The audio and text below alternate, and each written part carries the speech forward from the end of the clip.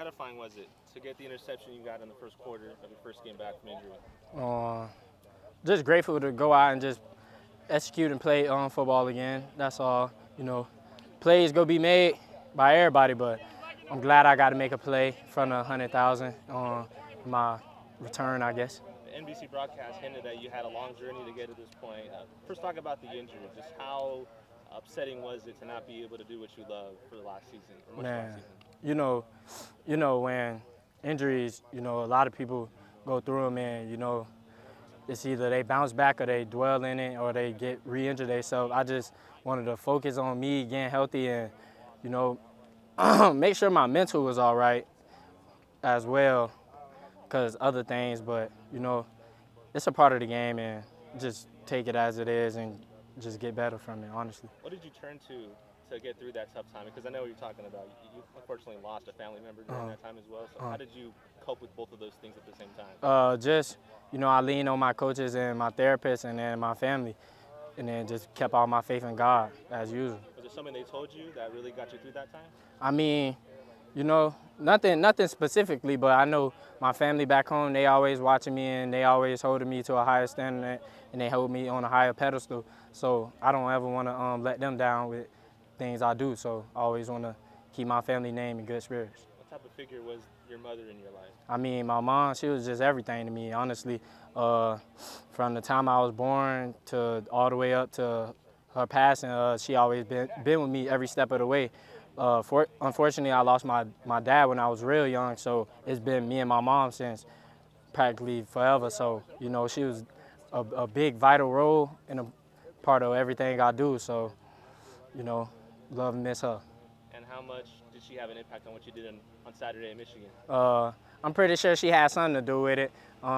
Before the game, I just sat there, tried to get myself ready, because before her passing, I used to call her before every game, before we go and take out on the field, and she'll give me some words of encouragement. So it was just trying to balance and all that and find a balance with all that. But, just go out there. Ultimately, for me, it's just go out there and just make plays. That's my biggest thing. Just go out there and make plays. Don't care who watching. You're motivated by your mother, motivated by the doubters that don't think everything. You are. So this is probably the most motivated you've been this season. Yeah, everything. Well, I'm always motivated, but it's just, I guess I got a little bigger chip on my shoulder, I guess now. But like I said before, if you go stand in front of me, you go get work. It's either you go win or I'm going to win, but at the end of the day, one of us got to win, and I like my odds to win. Do you mind sharing your mother's name? Her name was Leticia. Yeah. Thank you. Sir. How bad did you want to get that pick going for that game against Michigan? Bad. I was aiming to get like 3 of them, honestly, because I seen the quarterbacks and stuff like that. They was fairly new. They haven't had a lot of playing experience, so I was trying to capitalize on that and take advantage of them and their inexperience. But I guess one, I'm not satisfied with one. I need a couple more, honestly. So this week, going into it, trying to look for at least 2 to 3. What did you think about your team's defensive effort? Man, we played outstanding. There was no quitting us. I couldn't be more proud of the guys coming out, going toe-to-toe with Big Ten opponent. What are you looking forward to about returning home to Valley Children's Stadium? Just the Red Wave, honestly, going to go play in front of the Red Wave and just hearing all the cheers and seeing all the people in their red shirts and all the little kids out there asking me for the gloves after the game and stuff like that. I just can't wait to go back into the atmosphere of the Valley and just put on the show. Why did you pick number 1, by the way? I noticed that, obviously, was your new number for last Saturday. Because I'm the one. I guess I'm the number 1. I like it. I'm the one, yeah. Good. Yes, sir. Just through your first opportunity playing as a Bulldog, getting your debut there at Michigan. It was pretty fun. Family came and things like that. It was a great atmosphere. 110,000, scoring in that atmosphere is something you can always it's a blessing. I thank God for it, and just being here is a blessing. So this has been a great 3 months to start off with, so just blessed for the future. What does it mean to you to get that opportunity and be the guy to score that touchdown for the Dogs? That's what they brought me here for, to be a playmaker and be able to make plays, and that's what they brought me here for, and that's what I'm here to do. How have you developed a relationship with Mikey Keene? Obviously, on 3rd and long in the red zone, he looked to you and you scored. I think the relationship's been there since the jump. He was actually my chauffeur when I got on my official, and when I committed on the official, he was more happier than me. So, you know, I think the connection's been there, and I think the connection, the whole receiver group is there with him, and he trusts all of us. So I think it's going to go a long way. And why did you commit to Fresno State, you know, on the first sight at your official visit? First sight, man, my dad loved it too. That was big, you know, just having my pops, you know, being comfortable with me going so far from home. I'm 25 hours from home, so that was big for me, just making that jump. But I didn't feel 25 hours from home. I didn't feel that long distance. And then just the receivers that have came through here and then made it into the league and things like that, and Coach Baxter and them just knowing the game of football. I've played a lot of football, and I just want my IQ to be higher than it was before and just keep stacking and being able to play against the best. I want to be one of the best slot receivers in America, and I can do that here. How much did you know about Fresno State before you came on your visit? Not much. Not much at all. I heard about it a little bit just because they're in the Mountain West and things like that, but not too much about it. So it was something I had to do some research on. You're from Missouri State, right? Yes, sir. So, you know, Sac State's coming here to town. They're an FCS school too. What can you say about that FCS chip on the shoulder when they play against an FBS team? Man, they want to win. That just is what it is. You know, it's something to make history. It's the same thing with us going to Michigan. Like any team that's FCS going to play an FBS team, they want to make history. It's going to be known for a long time and be talked about for a long time. So I know they're going to come in here with, you know, a chip on their shoulder trying to win. What are your first impressions of the fan base, and what are you looking forward to about your first home game? Man, it's been amazing. I was in a movie theater the other day, and somebody recognized me and said, "Hey," and good job, you know, and that was just great. And then, you know, a lot of red fans just in Michigan. It was great to see. A lot of red in the top stands, and just everyone's here for the Bulldogs, you know, and that's the big thing on my visit. It's only Fresno here. And so, you know, it's the kids and things like that, wanting gloves and wanting towels and things like that, signatures. The scrimmage was great, you know, just being able to meet those kids and how much they look up to you. And just alumni as well, being able to honor the ones that came before you and, you know, be able to leave a legacy for the ones that come after you. All right, good stuff. Quick question, if that's okay. Take me through that touchdown. Like, what was the play call, and were you the first look, or did Mike check down to you? It was a man check, and he was far off, so I kind of knew I was getting the ball, and I knew it was there. And then when the ball came, I just knew, since he was so far off, I knew he was taking a just straight shot, and you know, I just went and I saw blue. I tried to run as fast as possible, get in end zone. So, you know, that's my job, to find the end zone. Thanks, Raylan. Debut, take me through your experience playing at Michigan. It was a blessing. It was a blessing to be out there. Going into it, I feel like we had a wonderful preparation, and just going in, being able to attack and do our jobs to the T. For me personally, not being able to play football, I felt like for like 3 years, and then, I mean, I've obviously been able to touch the field at my prior school before, but I would say playing to my fullest potential, or just being able to go out there and just actually play ball rather than having to think about so much more out on the outside. And so being here, being level-headed, and being able to come here and knowing that it's just about grind, and I'm around a group of guys that want to do the same thing too, as much as win, grow, and do the best we can, and just allow everybody to thrive, succeed to the fullest, and reach their fullest potential. So for me, and I probably want to speak for everybody else around, it was a blessing to be out there, go around, and just put everything that we've been putting to the test during fall camp, spring ball, and everything. Yeah, truly it was a blessing to be able to, once again, go out there and just touch the field.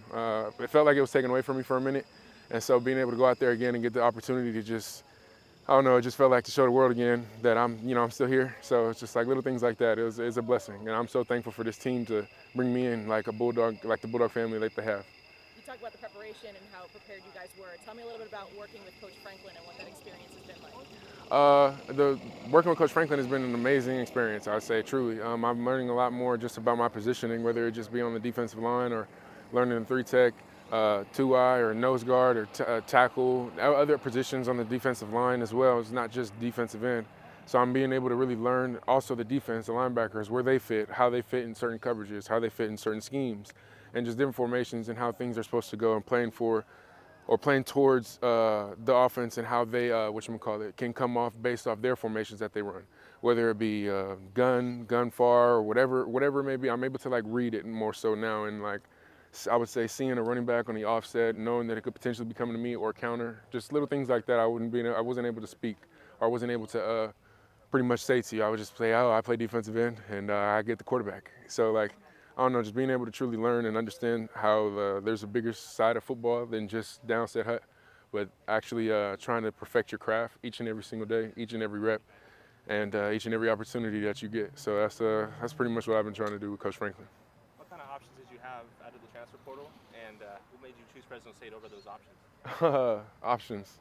I didn't really have any options coming out of the transfer portal. Yeah, I didn't really have too many options at all, and so Fresno State would just so happen to be the only school that gave me the opportunity to say so and telling me that I would get another chance. Tedford, shoot, I remember CV had called me. He was like, "Hey man, I see you're in the portal. Just wanted to know," like, and I interrupted him. I was like, "Bro, call your coach right now. Call your coach right now and tell him yes." And just being able to see how everything was able to play out. Shoot, I had a heart-to-heart conversation with Coach Tedford, and then he's able to tell me about just how everything goes and just the business side of football, and especially just more so things that I may not see. And he's able to provide to me just at a, I would say, young age, for me being 21, potentially growing to be a young man that I want to be, and truly trying to be the best person I can be for myself down the road. Picking a school like Fresno State, it was the best fit for me, I truly can say, because it was the only route that I had. And God gave me the opportunity to go out and play football again, and it was with a wonderful group of people, whether it be in the staff, whether it be in just in the meeting rooms, whether it be on the football field, whether it be just walking around the facility. There's wonderful people around here everywhere. And not that it wasn't that at the other place, it was just harder for me to see that because I was so much in my head. But now being able to grow, thrive, and see life for what it truly is, I can say the experience has been nothing but an abundance of blessings. And I'm truly blessed to be around this group of guys, this team, this staff once again, and just being able to come to work every single day. A lot of prior connections, right? CV's your former USC teammate, Lightfoot, your former high school teammate, and there's another guy as well that I'm missing? It was CV, Gav, and am I missing? Oh, DJ. Yeah, DJ. Yeah, me and DJ was at USC together. Kind of so rare yeah. to have that on a new team, right? Yeah, it's crazy. Shoot, me, CV, and Gabriel playing high school ball together. We always talk about it.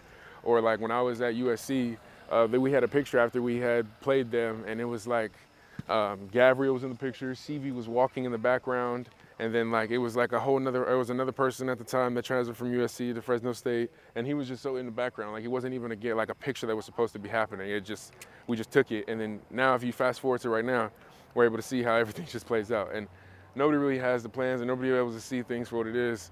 But for me, shoot, I know guys got all these things hashed out and figured out, squared out on the way. So all I have to do is just wake up and do the best I can and just keep going by each and every day.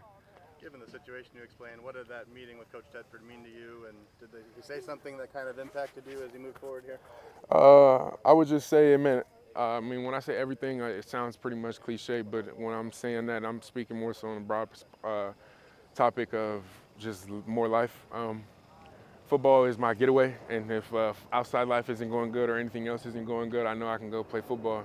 And at the time, like I'm saying, it didn't feel like I had that to do at the other facility that I was once at or the school prior to, because nobody seen me for what it once was. Like, for instance, I was at a school and I wasn't able to really be myself. I signed my name to go to Georgia, and my father wanted me to stay home and do all this, and it caused some other stuff.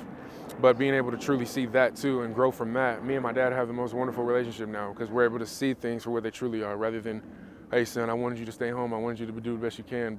And me living through that and living that out, and then me being able to see like, man, just I gotta live through me, I gotta do what's best for me. And when I had the vision and feeling that Fresno State was best for me, there was no questions about it. And Tedford gave me the opportunity to just do it all over again. And I broke down crying, and I couldn't thank him enough. I honestly didn't want to let go of him because I couldn't believe him just telling me those words. And so, yeah, each and every day, I just try to do the best I can and just go full-fledged because nothing is, just as quick as it can be given to you, it can be taken away. And so prior preparation prevents poor performance, and I just got to do the best I can each and every day.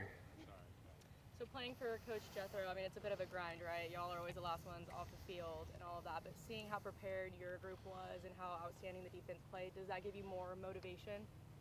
Yeah, I mean, 100%, I would say for sure. I mean, like, it's like if you are going to work and you're around a group of guys that maybe are men, women, whoever just may not want to be there or do so, it will cause you to not really want to do that too, whether you are this great worker, this or not, but it would just cause you to just be teared down in a sense. Like you just wouldn't want to have an energy to do so. But with these guys right here, this team, each and every day is a grind. Each and every day is like, so what's gonna happen? Who's gonna make the best play at practice today, or who's gonna make the play going into seeing like how it's gonna be going into the games? And so like Shoot, even the pick that Cam Locke had this past weekend, he had that pick 2-3 times in practice against, and just being able to see how that was playing out and doing so, and then us rooting each other on each and every day. Like, I can only thrive and do the best I can for myself, and I know if I'm feeling this way, I know they can do the best they can for themselves too. And iron sharpen iron. So if I'm sharpening my blade each and every day, and I'm looking to my left and right, and I see that they're sharpening their blade, by the time we go to war, I ain't got no questions asked. Oh yeah, we gonna do that. Yeah. So that's Bulldog, warm Bulldog bread. And man, I'm Bulldog today, I'm dead. And so I'm blessed to be here. Can't wait to see how things take out. And last question, what are you looking forward to about your first home game in Valley Children's Stadium? Oh, it's gonna be a blessing. It's gonna be amazing. I just can't wait to experience. Can't wait to experience it.